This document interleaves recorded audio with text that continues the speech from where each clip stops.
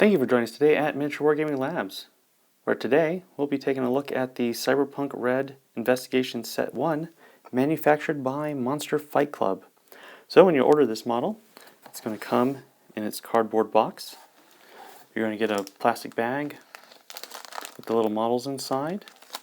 You're not going to get any assembly instructions, but with this one, you really don't need it. And you're also going to get this little assembly warning. So read this first about how to work with this type of plastic for your model. Alright, let's get this guy put together. Alright, so I've assembled the Investigation Set 1 from Monster Fight Club, their Cyberpunk RED line. And so this is actually the first model that attracted my attention to this line. Just because you don't normally see anything like this. It actually looks like an investigator at a crime scene.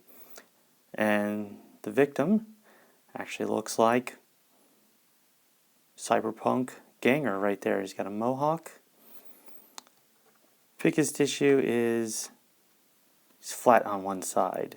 You know, from far away it does make a cinematic view, and it's probably easier to cast and mold, but it doesn't actually look like a real dead body lying on the floor. It's also easily to deal with. There's actually only a mold line that runs along the bottom of this guy, so just take a knife blade and cut that away. Works out fine, and if you didn't, it wouldn't really matter. It just lays against the ground. Now the investigator, sees the way you can tell he's a cop, he's got the trench coat, he's got his little badge right there, and he has his sidearm. And of course his tie and collar improperly buttoned, so a very unsatisfactory appearance, but we can work with that. What I liked about this set is I enjoy games of Osprey Games' Reality's Edge, and so this would be a perfect figure to just leave as an NPC on the side of the board, or run as my own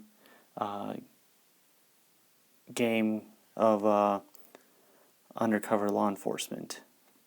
So very interesting model, but let's see how it fits with some of my other lines.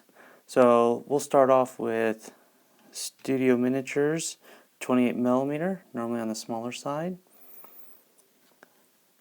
We won't use this guy for comparison, he's dead. We'll just move him off to the side, but I would love just having that as a terrain piece. You play Reality's Edge, just even if there's not an investigator or crime scene, just throw this in an alley. It's like random dead body in the dark future.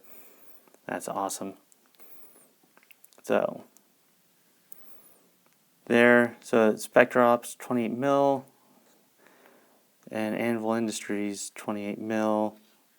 You can definitely tell that this guy's a lot bigger than they are.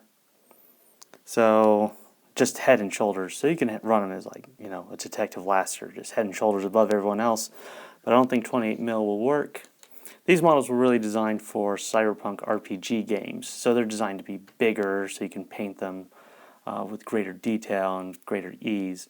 So let's move up to something from Fallout. Now we're getting a little bit closer.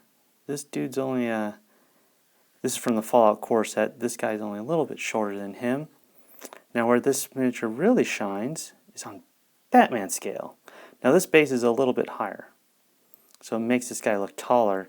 If they were on the same base, they'd actually be the same height.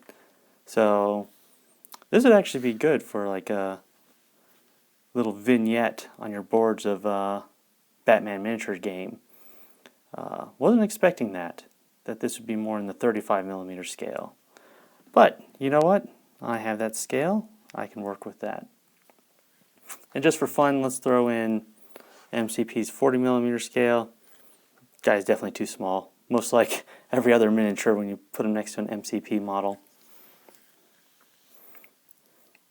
But as a vignette piece, as a playing piece, Reality's Edge, Batman, really good model.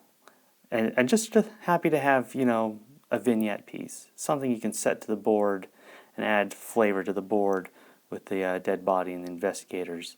So it just opens up a world of possibilities of either participating in a scenario, just being something that you don't want to bump into on the game board, or actually be an objective piece, recover the body, recover the evidence before the cops can get it. Anything like that. Or chase down whoever murdered this guy. That'd be a good scenario. So, very happy with this model. I think it was a good buy. And thank you for joining us at Miniature Wargaming Labs. And we'll join you next time.